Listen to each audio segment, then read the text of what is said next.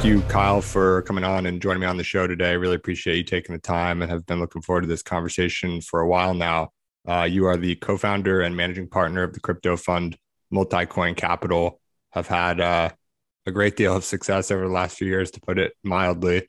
And I'm really looking forward to talking to you about that and your story and crypto at large and all this stuff. But I think to get started, the way I usually start an episode and would like to do so here is just ask you to sort of tell your story from as early as you're willing to start to where you are now and what you're doing today and some of the decisions you made along the way for those who aren't familiar with Multicoin or yourself.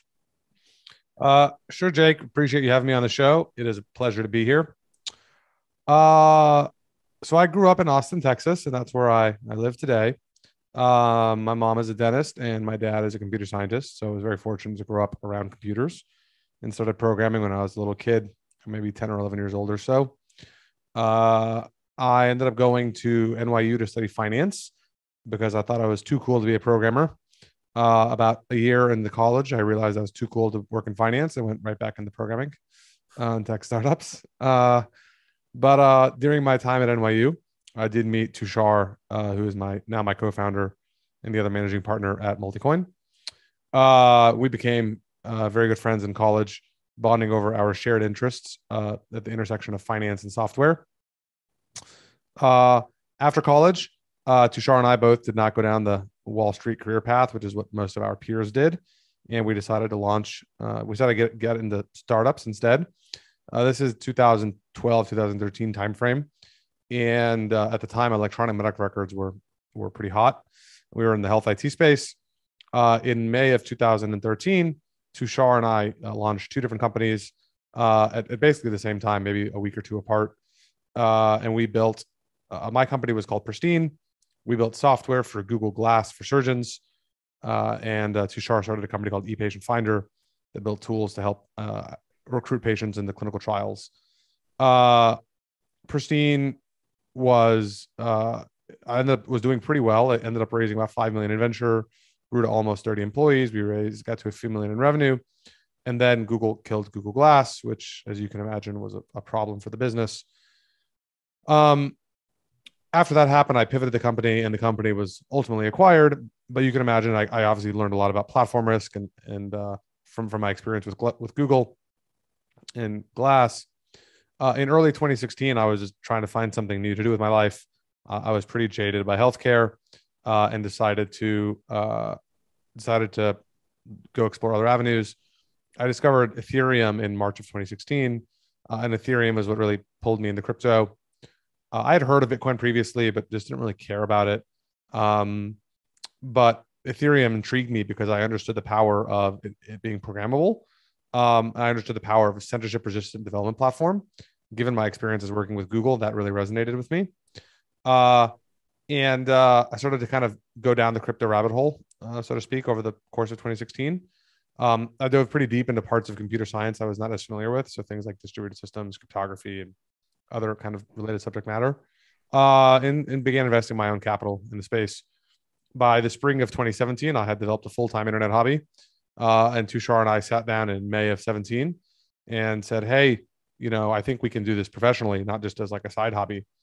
And that's when we made the decision to launch Multicoin. Spent the summer of 2017 trying to figure out how to launch a fund, with neither of us, which we knew how to do, and tried to raise money. But we did launch our hedge fund on October 1st of 2017. It launched it with, I don't know, 2.5 million in capital or something like that. And kind of got on our way. We added our first venture fund in July of 2018. That was a $17 million venture fund. We raised our second venture fund in November of last year. That was a $100 million fund. Today, our business has grown a fair bit. We manage billions in AUM and across those various hedge funds and venture funds. We have a team of 15 and we're all over the world. It will probably be at 20 or so by the end of Q1. And we're having a ton of fun investing in all things crypto. We invest all the way from the seed stage, all the way through Bitcoin and everything in between. We invest in kind of all categories and sectors. We invest in tech, kind of deep tech. We invest in middleware. We invest in consumer applications. Um, we invest in anything that smells like crypto. Awesome. Well, appreciate the story there, and definitely want to dig into a few different pieces. Maybe we can start with the early days of you getting into crypto. I understand you, I think you first discovered Bitcoin while you're actually in Argentina studying abroad during a currency crisis. So pretty unique environment in which to stumble upon Bitcoin and start to realize, hey, this might be something of value. I noticed on like your personal blog, you wrote about it once in I think 2015, and you wrote about it mostly in the context of how it could like add efficiencies around working capital management, which I think is true, but maybe just a piece of sort of the broader picture that you later came to appreciate. But you mentioned you didn't really get excited until Ethereum 2016, and then by 2017 you have a fund. Walk me through like, you know, sort of hearing about Bitcoin, not super interested. Ethereum really captivates you. You're not writing about this on your blog, which you are maintaining at the time, but like in the background, there's got to be a lot of, I don't know if it's active investing or just digging really into deep into these different protocols, which at the time was much fewer, obviously, than it is now. But relatively quick turnaround from like getting really interested to starting a fund. Curious, sort of the life cycle there. Yeah, so I was not paying attention to the crypto space at all until 2016 in any meaningful way. I'd obviously heard of Bitcoin as far back as 2011. Around the time I had a study abroad trip to Argentina in 2011, so I think I heard about it there, and it blew up on Slashdot around the same time, and I read about it there. But I wasn't just, the libertarian ideals around Bitcoin didn't speak to me. I never identified as libertarian, although I would say I've started to embrace some libertarian ideas, in the last few years as a function of my job. Although I don't think I identify as one still. So all that stuff never spoke to me. I was never like a macro monetary policy guy. That I never cared about central banks and money printing. That's just a function of the fact that I grew up in the United States and didn't really have to think about those things. So I realized that's a privilege. But none of that stuff ever spoke to me. So I thought about Bitcoin as just kind of like a dumb thing on the internet that nerds talked about, and didn't appreciate it for much more than that. It took until 2016 for me to appreciate these things with Ethereum, and start kind of going down the rabbit hole from there. Um, in terms of old writings, yeah. So I actually made a New Year's resolution in going into 2013. I knew I wanted to start a company. I had no idea what I was going to start, but I knew I was frustrated where I was at previously. And at the time, I'd been following a lot of the large blogs, Fred Wilson and Mark Suster and Andreessen Horowitz blog, and all the blogs from the major VCs.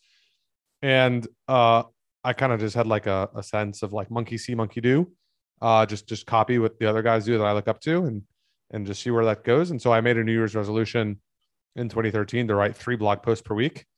I did it. I wrote 156 blog posts in 2013. My blog is no longer up. This is a function of I've been too lazy to maintain it. I moved some DNS settings around and just never fixed it, although I do intend to do that at some point. But I wrote a lot, and certainly writing taught me a lot from that experience. And it helped me understand how to think more concisely, but B, also just the power of the internet as a distribution channel for my own thinking. And all of that kind of ended up culminating in a pretty interesting way in Multicoin. As we got started with Multicoin in the fall of 2017, we became pretty well known quite quickly for our blog and for our writing. And that really helped kind of propel our business and get it off the ground. So I'm very glad that we did that. And it was a very important strategic decision. Yeah, so actually rewinding a little bit more even before we go forward, you mentioned being in your first job and knowing you wanted to start a company, but not knowing quite what. Understanding that like you quit that job without total clarity on like what you were going to do next, just sort of trusting the process a little bit. I'm a big believer that like these decisions you make along the way, you could have been on a very different path had you not made them, even if they were early and like seemingly not that big of a deal at the time, maybe. Or looking back, at least at the time, it was probably a big deal. But quitting your first job without any real conviction in what's next, how do you reflect on that decision now? I don't know, maybe you don't think about it much anymore, but I'm just curious because I think a lot of people are sort of hesitant to take a bold step like that early on in their careers. Yeah, I would say most people don't take enough risk. In fact, I believe that quite firmly. Early in your career, you can afford to be 100% wrong. When you have kids, it's a lot harder to be 100% wrong. Um, when you only have yourself to feed and when your annualized expenses are 50K or 75K or whatever, it's pretty easy to afford to be wrong. Your max total downside is 50K or 75K or whatever.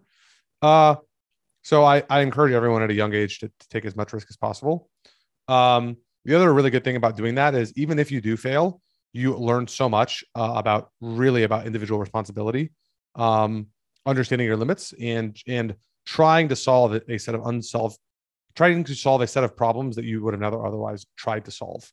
And that's like everything from recruiting to managing a budget to marketing and messaging, spinning up a website, building a product. As a founder, you obviously have to deal with all of the above in the earliest days, and you will learn a tremendous amount about a lot of things, both about yourself and about how the world works going through that process.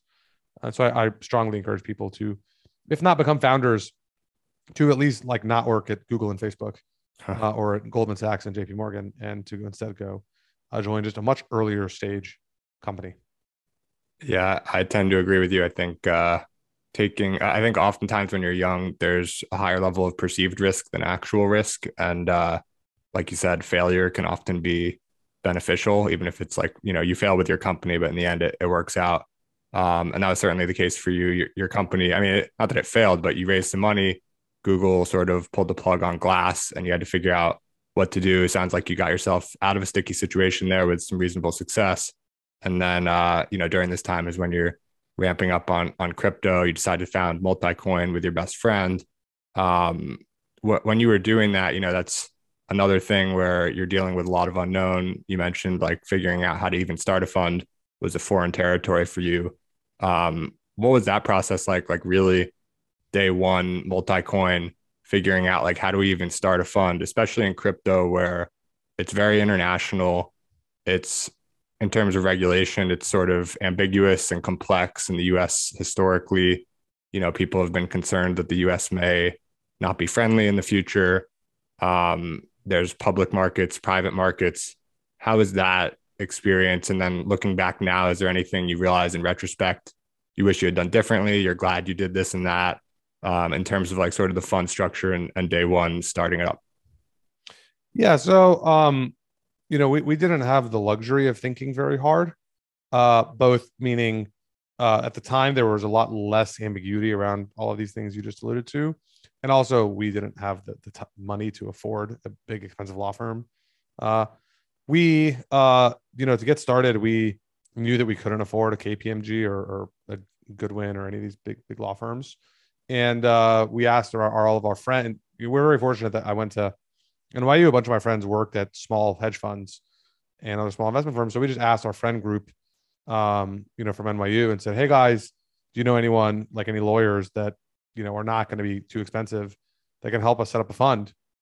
And we got introduced to a gentleman named Simon Revelis, who's based in New York.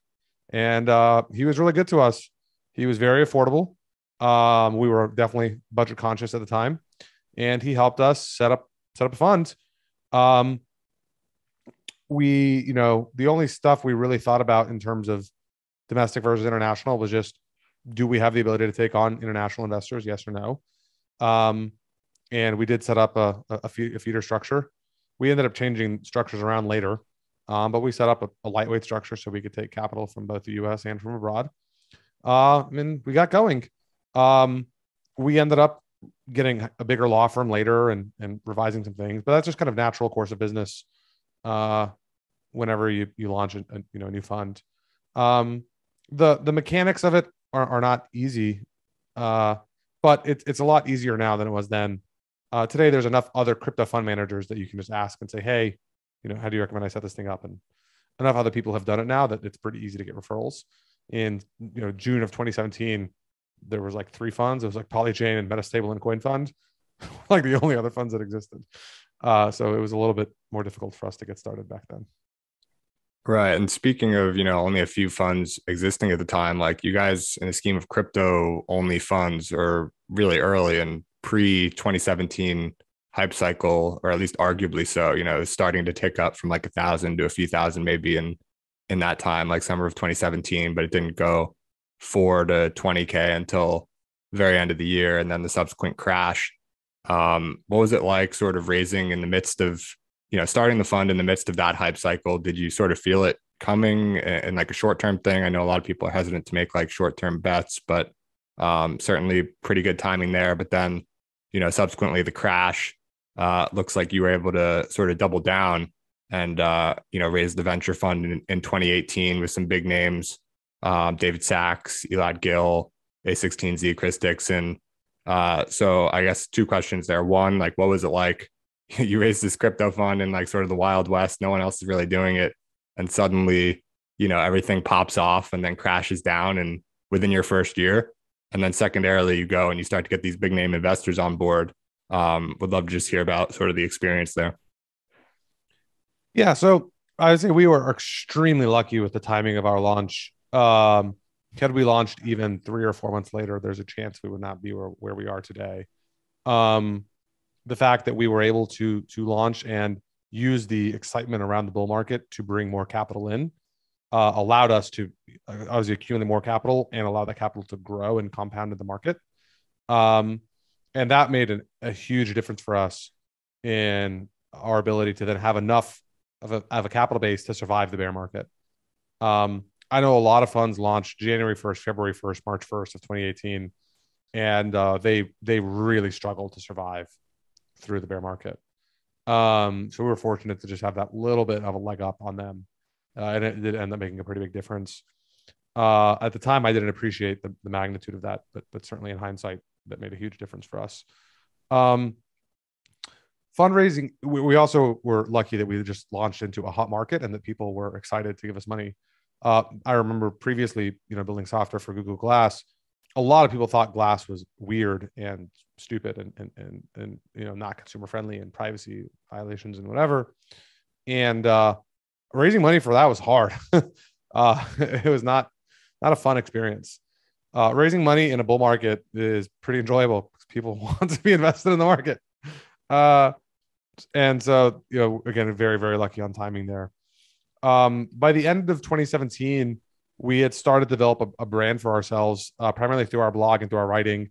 And, our stuff started to get circulated pretty widely in Silicon Valley, among other investors and builders in the space. And was fortunate to get introduced to Chris Dixon and David Sachs around that time. David Sachs is his venture fund, Craft Ventures, ended up investing with us pretty early on. And then Chris Dixon and Mark Andreessen invested with us personally. It met Elad Gil around the same time as well. So all these guys came in. And then Union Square Ventures came in a couple months later. So we were just very lucky that, our writings were pretty widely circulated. People liked them and thought we were thoughtful and said, hey, how can I work more closely with these guys? And so we were very, very fortunate to build relationships with kind of all of these folks through that process. And obviously, their legitimacy helped us at least appear to be more legit in the eyes of other investors. And that certainly did help quite a bit along the way. Were there any writings in particular or ideas in particular or sort of skill sets that you and your co-founder had that you think, you heard repetitively from these, backers that those were the things that stood out to them, that those were the things that pulled them in, or was it really just like in aggregate, the writing was impressive, your guys' background was impressive, et cetera? I think they were attracted to kind of a combination of a few things. One, I think they liked the thoughtfulness and the analysis and the writings. Two, I think they liked that we were both repeat entrepreneurs, but also neither of our previous startups was terribly successful. And so we had this chip on our shoulders. And three, we were just like hungry and aggressive. I think most people who become investors typically tend to be the less aggressive type. The more aggressive types tend to become builders. And I think that kind of stood out to them, saying, hey, these guys are really hustling. And made us different and appealing to a lot of folks. So to that point on like hungry people tending to go and build versus invest, I think I've certainly seen some examples of, obviously there's tons of entrepreneurs going and investing now, but investing used to be sort of like a little bit more of a passive career. And it seems like there's people applying like the entrepreneurial work style to investing these days. How has your investing and maybe your investing sort of lifestyle has changed over the last, 3 years or so? But how has it overall these 3 years compared to your days as an entrepreneur back with Pristine? Yeah, certainly. I mean, uh, I don't, in the early days, we were very budget conscious. That means I was staying in crappy hotels. I was flying, coach, and, I'm a tall guy. I'm 6'1". My knees are pressed up against the seats behind me. I would stay far away from hotel venues, venues where events were, to save money on hotel costs. I mean, it was pretty standard startup-y things. We were quote unquote investors, but we were not exactly terribly comfortable in doing any of that stuff. I mean, Tushar and I would, share hotel rooms all the time and get 2 queen beds. We don't anymore, but that was pretty commonplace back then. So certainly we're very budget conscious because we just didn't have enough management fees to support ourselves. Um, but also just like sheer travel, in 2018 and 2019, I was on the road for about 100 or 100, 120 to 130 days each of those 2 years. Uh, and the vast majority of that was work. Under 10% of that was leisure. Uh, and so I just was everywhere, and that meant both fundraising, and that also meant crypto events, and meeting the community. One thing I feel very fortunate about was that I launched before COVID, and I got to go to all these events and meet all these people. Launching a fund now is actually seems harder because you just can't put a face to the name, and it's important that you show up and that people meet you and that they know you're a person and not just a Twitter figure. And we were on the road and we hustled aggressively. When you need to build a name for yourself and a brand for yourself in an ecosystem, there's nothing more impactful than showing up. And we certainly did that in with force really throughout 17, 18, and 19. Um, I think the other things were, just like just work ethic. Like I was working 80 plus hours a week through at least the first 3 years of Multicoin. Probably not at that level right now, but still working 60 or 70 hours a week. And, it's that's what it takes to get a new company off the ground, whether you're quote unquote an investor or whether you're a builder. Uh, Meeting with all of the LPs, figuring out that side of your business, and then meeting with entrepreneurs, and then also running a firm and figuring out strategies of how to invest. That's a lot of stuff to be doing. And it takes a lot of time to do it well. Yeah, that's super useful and appreciate the perspective there. You certainly, I imagine you don't have to share hotel rooms with the 2 queen beds anymore. You guys have had tremendous success over these first few years. So I'd love to dig into that a little bit and talk about some of the principles you bring to investing and maybe a few investments in particular that have been, enormously successful. Obviously, to the point on principles, like positions change over time, even theses change over time, but there's some foundational things that maybe you don't have them, but I would imagine you have some like sort of foundational beliefs or principles that have sort of remained the same or maybe iterated slightly since, whenever it was 2016, I guess, when you started paying attention to crypto, and maybe even from before then, outside of crypto, things that go across from, investing in companies or things like that, or even just generally investing, even time in life. I'm curious, like from the most sort of fundamental place that you can start from, how you think about investing, and maybe it's not even crypto specific, but we alluded to earlier, like taking high risk as a young person is a wise investment. Curious any sort of guiding principles that you have around investing. Yeah, I mean, we've certainly learned a lot over the few years we've been doing this now. I think probably the most important thing we have had to learn is what is our strength and what is our weakness, and then make sure we're playing to our strengths. Um, We definitely had we tried to be too many things in the first kind of 2 to 3 years of our firm, and started realizing 2 to 3, a year and a half, 2 years ago, that we needed to stop trying to be good at so many things and just try and be exceptionally good at a smaller number of things. Um, so being very, very, very clear with yourself, where is your alpha? Um, if you are making a decision and if you are not convinced that you are the smartest person doing whatever it is that, making that decision, you shouldn't be making that decision. Um, and it took us, some pretty painful mistakes to realize that. Um, so, we had to learn where is our alpha and be really, really clear about that. I think the most difficult part of that is a focus on time horizon.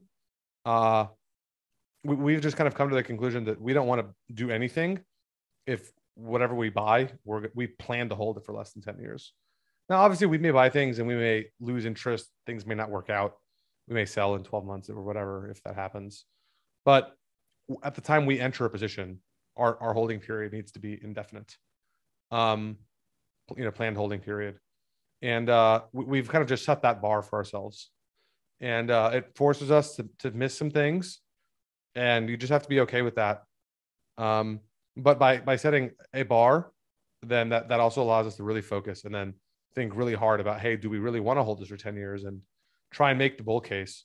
I find people are too quick to say no to ideas and don't spend enough time saying, well, what if they go right? How big can they get? How much can they compound? And it turns out compounding on the upside is much more important than screwing up on the downside. The most you can lose is 1x, but you can make 10,000x. And so I think it's very, very important to really be clear with yourself, what is your edge and what is your time horizon? So in that sort of experience early on, trying to do everything and realizing, learning from that experience, what is your alpha? What did you determine your edge to be? Where are your strengths that you doubled down? And on the other side of that, what were some of the weaknesses? Less interested in the second part here, but what was like something you were trying to do that was just sort of out of your wheelhouse that you sort of said, hey, we don't really need to try to do this anymore. Let's focus on these strengths.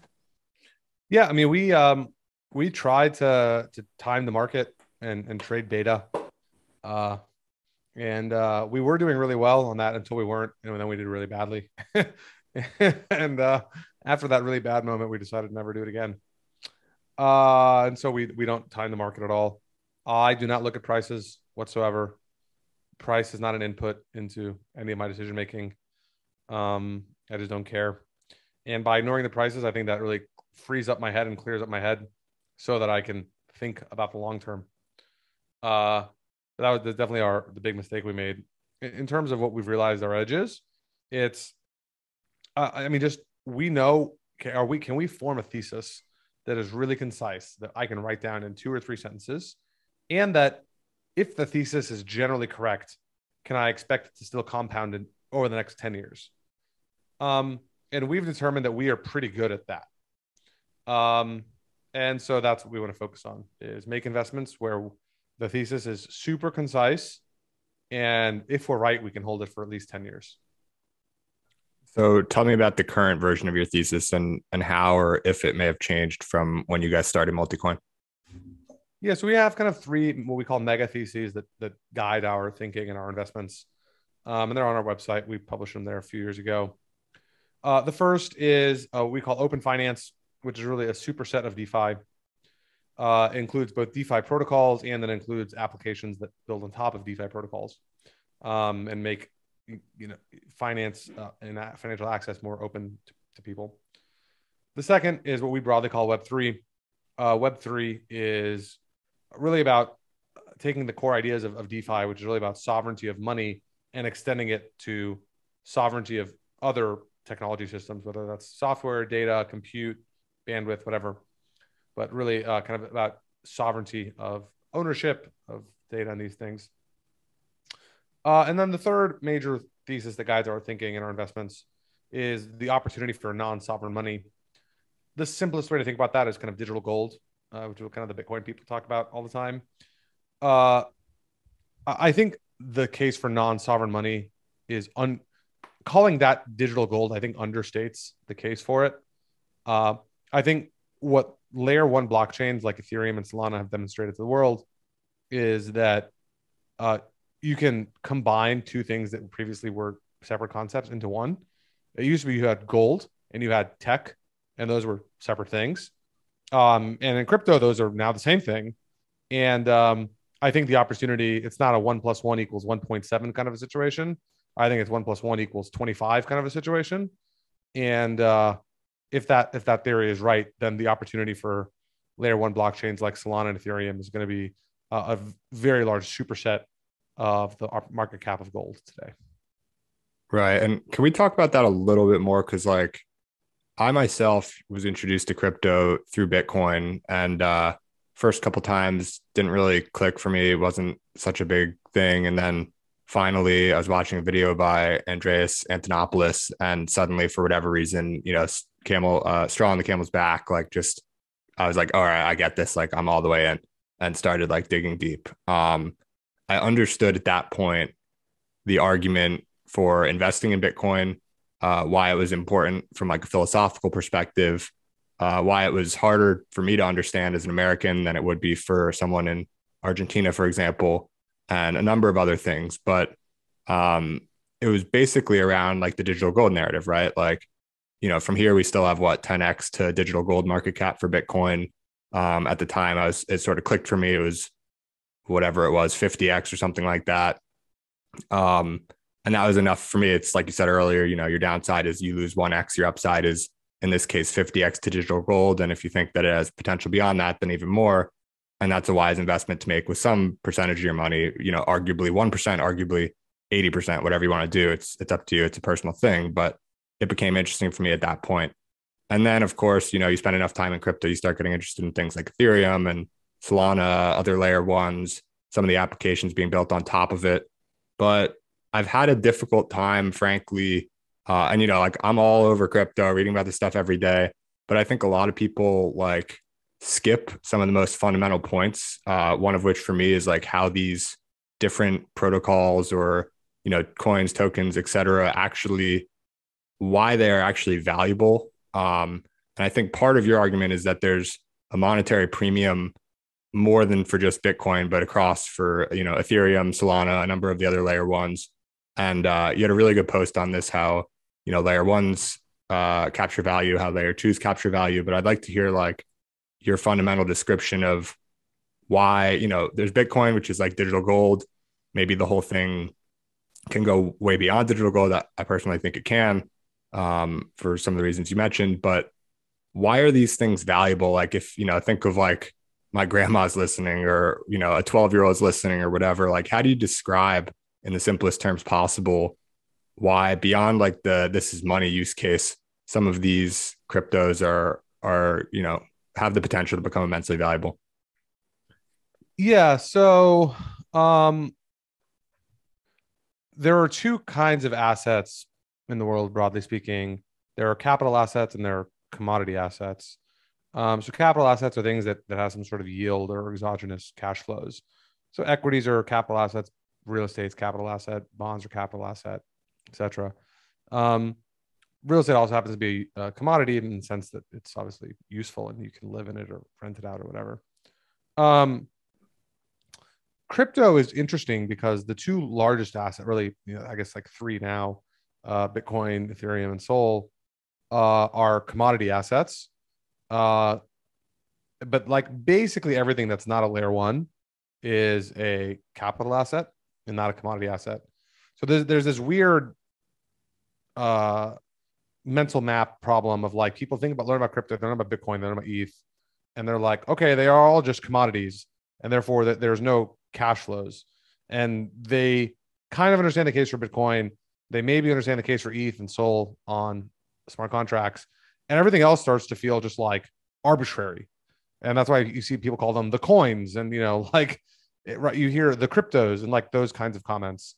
And they're kind of implicitly saying, why are there so many non-sovereign monies is kind of implicitly what they're saying, because it's actually value destructive for society as a whole to have too many non-sovereign monies, or to even have too many monies, period. Because it's just confusing, and you have exchange rates and volatility and all those other things. The thing is that the capital assets, which is basically everything that's built on top of the layer ones, they can produce cash flows. Not all of them necessarily produce cash flows today, but they all have reasonable models by which they can. So one example of this would be like Yearn, for example, or the ticker is Wi-Fi, right? Like it's literally just a yield aggregator, and like they just charge a fee for using the protocol, and that fee is diverted back to token holders. It's a pretty straightforward, like you can value it like you would an equity, and you can build a DCF for it.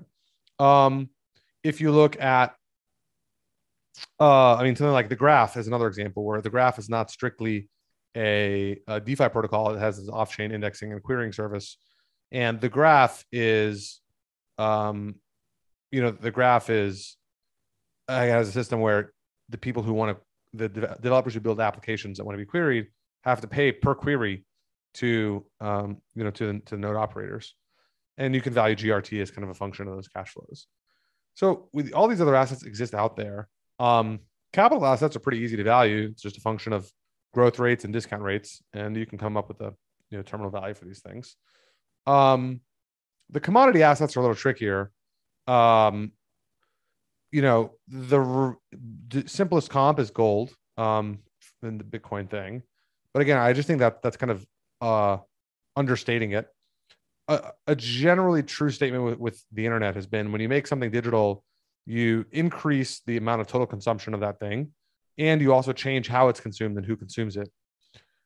Right. So like it used to be, you sit down with your morning coffee and have your newspaper delivered. Obviously, the content itself was kind of guaranteed to be at least 12 hours old because of printing and delivery cycles. And today, journalists find that information, they tweet it out, and it's 5 seconds later, it's like on the internet, and it goes viral in a matter of minutes. And so those kinds of time cycles have pretty substantially changed, and that's changed how information is produced and consumed. When I think about payments and value store, I think we'll have a similar set of things happen. All of the layer ones, whether it's Bitcoin, ETH, or Sol, have this token. This token is effectively a non-sovereign store of wealth. They all are using the same general cryptographic primitives, like they're using the same curves. They're using similar types of consensus algorithms. They have similar types of Sybil resistance mechanisms, whether it's proof of work or proof of stake. And the end goal of them is that the higher the value of the native token, the more secure the system is to third-party attack. So all of these systems share these same general traits. They differ in, obviously, programming models. They differ in the exact inflation schedules of their various assets and such. But they all are acting as non-sovereign money in some form or fashion. I find it very strange that Bitcoin maximalists have such high conviction that the only variable that matters is the 21 million meme or the fixed supply meme, at the expense of all other optimizations in the system. It actually strikes me as fairly obvious that is almost certainly the wrong optimization to make, because it forgoes so much utility and so much accessibility and usability by normal humans to optimize strictly around 21 million and maximum number of nodes. I just think it's, as these systems get adopted by 1 billion or 2 billion people, and they're used every single day, and Bitcoin is over here and it's just your pet rock and it does nothing, it just strikes me that people will just give up on the old thing and say, okay, this is where all the action is. And they're going to treat the new thing, whether it's ETH or Sol or something else, as that non-sovereign money, because it does share 98% of the same kind of monetary type properties and general technical properties. And so the narratives around these things will change. Right. Yeah, I think that's a really useful description. I liked it the first time. I'm excited to go back and actually listen to it again, because it's an interesting question that I think for, everyone's got their money in crypto and excited about this project and that project, but I think it's very under articulated, why these various, Bitcoin, Ethereum, and then all the way Solana, all the way down the line, why each one actually has value. And I like the commodity versus capital sort of split and the descriptions of each. So that's really helpful and appreciate you sharing. Um, for well, let's go on to Solana a little bit. I know we're coming up on time, but that was obviously one of the most successful investments. It's hard to put any like criteria on it, basically ever. You guys led rounds at 4 cents, 20 cents, 22 cents. Solana is now trading high hundreds. It was up to like 260, I think, for a while. And Solana was sort of a contrarian take, I think, on how to launch a crypto. A lot of people disregarded and ignored it. And, alluding to your point earlier on, like a lot of people are sort of quick to say no and won't use their imagination to see how something could work and think about the consequences if it does work. What was it that enabled you to identify Solana early days where most people just sort of wrote it off? Yeah, I think the most important thing was not getting too stuck in the ideologies. Well, I should say questioning the ideologies that guided the space. Um, Bitcoin is certainly the most decentralized of all of the crypto assets, across kind of many dimensions. The coin distribution, the number of nodes running it, the governance of the code base, and all these other kinds of things. Um, and the set of trade-offs that it makes are, I would say, quite extreme. Um, and but it's very rigid in its thinking. Ethereum is not quite as rigid as Bitcoin, and is not quite as inflexible, and not quite as decentralized, but is actually pretty close on all of the above to Bitcoin. And it always struck me that was just wrong. Like that degree of diffusion was unnecessary. There are different kinds of decentralization out there. People use the word decentralized, and there's different ways to measure it quantitatively, but there's also just different axes on which to think about it entirely. So Vitalik wrote a really good blog post probably 4 or 5 years ago, and he outlines kind of 3 vectors of centralization. One is architectural centralization or decentralization. 2 is political, and 3 is logical. It always struck me that what you really want to optimize for in any of these systems is maintaining the most simplicity around logical centralization as you scale a system, while maintaining a reasonable degree of architectural and political decentralization. And I remember reading that blog post and thinking it represented some very good insight and kind of first order understanding of the world and how these systems worked. What bothered me was that the Ethereum crowd seemed to just continue to fight physics and say, no, we're going to find ways to scale the system via roll-ups and whatever else. But they explicitly forgot that all of the methodologies they were proposing broke logical centralization. On top of that, they also end up breaking composability and some other things as well. And I remember just thinking, guys, you're forgetting the intended purpose of the system, and you're forgetting the intended abstraction layers. And I tried to kind of voice these concerns, and was just like, people didn't even acknowledge them as legitimate. Just kind of said, this is crazy and doesn't make sense. And I was pretty sure that my concerns were valid. And so I started to kind of look for alternative approaches. And the Solana team really was the most unique in its alternative approach from Ethereum's, where they, the use case that Anatoly really optimized the system for was around building a decentralized order book. And if you want to build that use case, you have to maintain logical centralization. You have to have a single coherent logical pool of orders on the order book so that people can know where they're crossing the bids and asks and such. And I remember that degree of clarity struck me as quite important. The degree of focus on use case struck me as very important. Anatoly was like, I'm going to build a trading system. And that's what he wanted to build.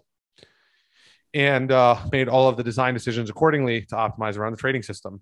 And if you still look today, I mean, even despite Solana's success, the Ethereum people today still, when they talk about scaling systems, they don't even acknowledge the use cases. They just talk in abstract terms about throughput and scaling, with actually an explicit failure to acknowledge this is how people use these systems. This is how capital flows through them. And therefore, based on our understanding of how these systems are used, we should make different design decisions. The Ethereum core research team is completely removed from those kinds of questions. And that again, like if you look at the history of software development, that strikes me as rather strange. That kind of confluence of things over, the core, I started to identify these trends in the Ethereum community in 2017.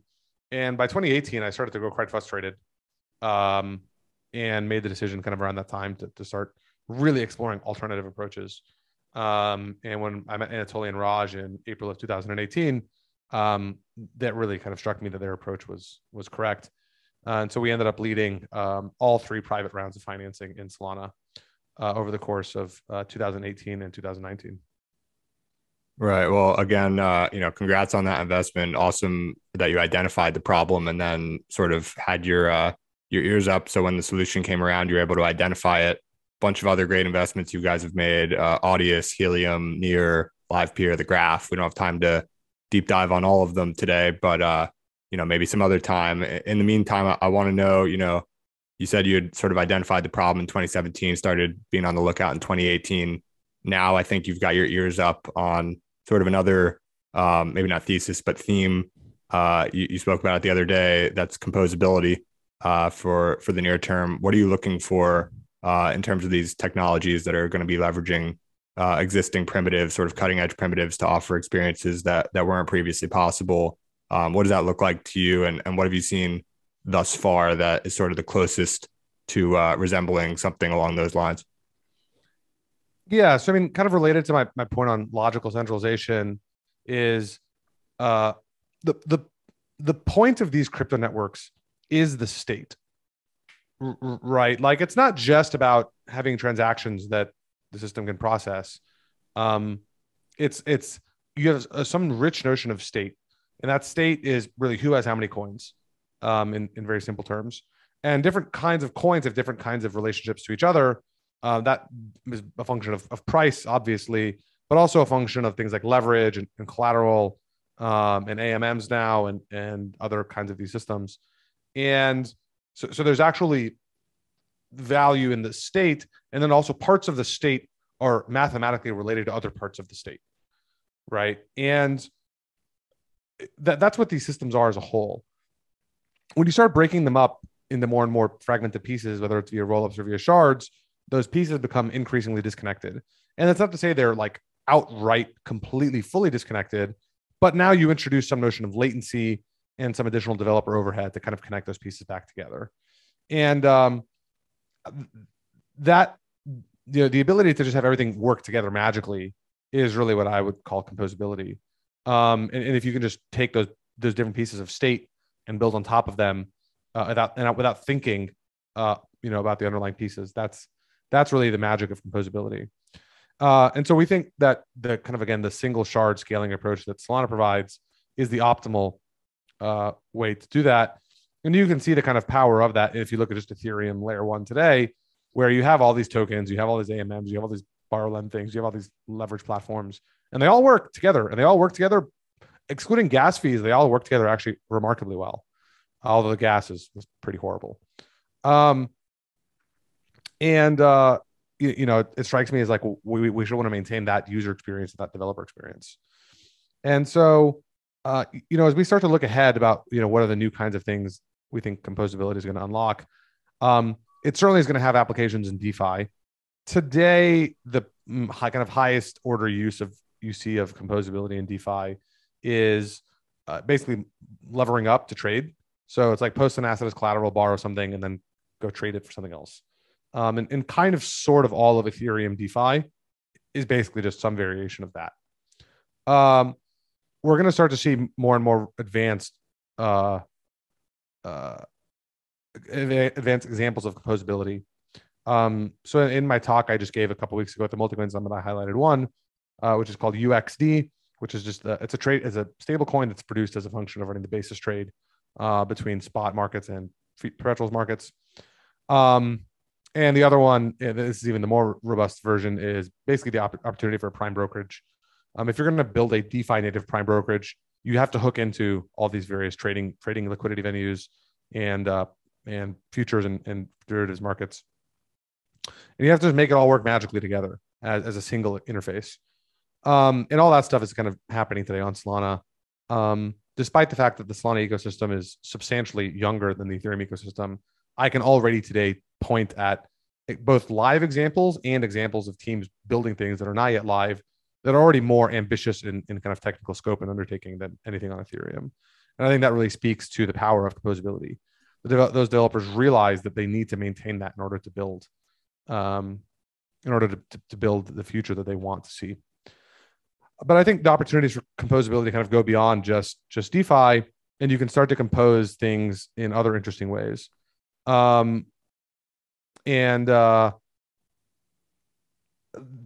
like, today you have your wallet, and obviously you have assets in there primarily.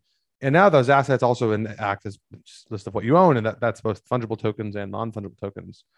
And there's a whole bunch of really interesting things to do if what you own, or at least some subset of what you own, is exposed on a public blockchain. I think one of the most interesting sets of opportunities is around messaging. And so we're investing in this thing called Dialect, which kind of enables you to basically message people on chain.